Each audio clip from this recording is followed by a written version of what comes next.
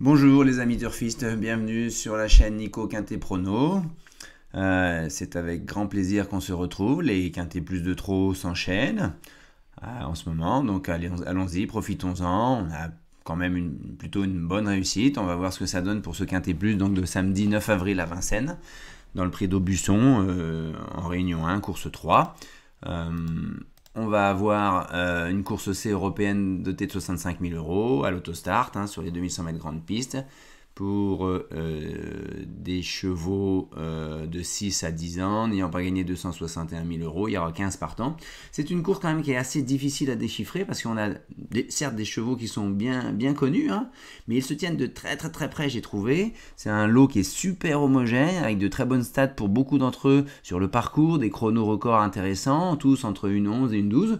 Donc je vous livre un petit peu ma façon de faire sur ce Quintet Plus. J'ai croisé les données de leur record chrono sur le parcours, bien sûr, leur réussite autostart Vincennes Grande Piste, l'âge avec priorité donnée aux 6 ans puis aux 7 ans, même si vous verrez dans mes sélections, ça ne m'a pas empêché de prendre un 8 ans, parce qu'il avait d'autres atouts dans son jeu, la réussite déférée des 4, la forme démontrée récemment, et le numéro qu'ils ont tiré derrière l'autostart.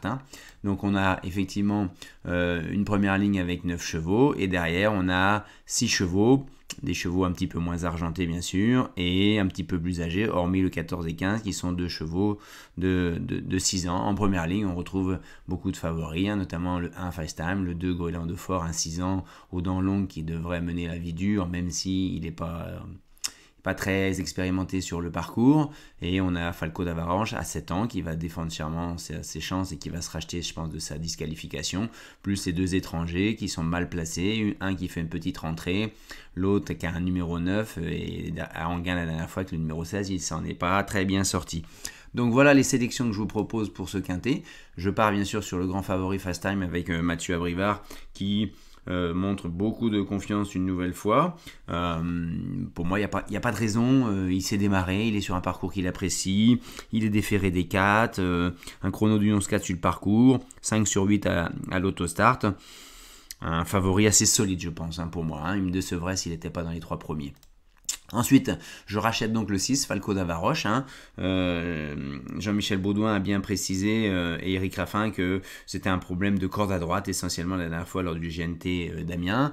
Il a déjà démontré son aptitude sur ce parcours-là, avec un record de 1,11,3. Il est à 7 sur 7, carrément, sur le 2100 Grande Piste Vincennes.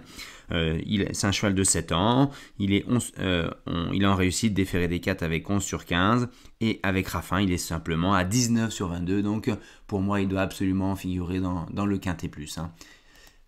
Ensuite, les coquins. Donc, je suis parti.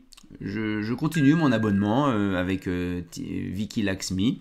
Certes, le lot est compliqué à relever. Le numéro en deuxième ligne n'est pas très bon, mais il part derrière Erasme Williams, qui est quand même un bon débouleur derrière les ailes. Donc, il a des atouts dans son jeu. 1,11,5 sur le parcours, 5 sur 6 2100 grande piste, autostart. Certes, il n'est pas déféré, mais il réalise de très bonnes performances déférées des postérieurs. Il va faire sa course, il va bien finir. C'est sous loi Nivard. Nivard ne va pas lui donner un parcours exécrable parce qu'il sait qu'il n'a pas une première chance, mais je le crois capable, à une cote de 20-25 contre 1, venir prendre une 4-5e place. Vincent Ferme, pour moi, il est sur la montante. Il a 2 courses de rentrée depuis juillet 2021. Est-il déjà prêt ? J'ai une petite interrogation quand même, mais là, il va être à 30 ou 40 contre 1. Il a pas mal couru à Caen la dernière fois, derrière des chevaux qui ont confirmé, comme Cache du Rib. Il a une bonne aptitude parcours puisqu'il est à 1,18 en chrono record. Il a 5 sur 6 sur le 2100 grande piste. Déféré des 4, il est 1 fois sur 2 à l'arrivée. Donc, il pourrait venir pimenter les rapports. Pas de favori fragile. Et je mets de côté dans cette course le 7 d'Andy de Gaudrel et le 12 Di Maggio. Voilà, donc ça donnerait en formule de jeu, je vous laisse entre un jeu combiné et des jeux champs réduits. Les champs réduits comme d'habitude avec mon béton, mon copain et un des 2 coquins. J'ai choisi le 13, mais on pourrait très bien faire un 6-3 et inverser les positions ici. On peut les faire encarter par contre. J'ai laissé le X devant parce que Fast Time peut être battu. Il peut être battu, c'est tellement ouvert, il y a tellement de très bons chevaux que je l'ai laissé j'ai laissé le X devant, avec notamment, pourquoi pas, le cheval à Dubois, le 14, qui est la jument de classe de ce lot, hein, véritablement. Hein. Donc voilà, les amis. On se retrouvera samedi à partir de 13h pour étudier les cotes, les masses d'enjeux et les bruits de sabots.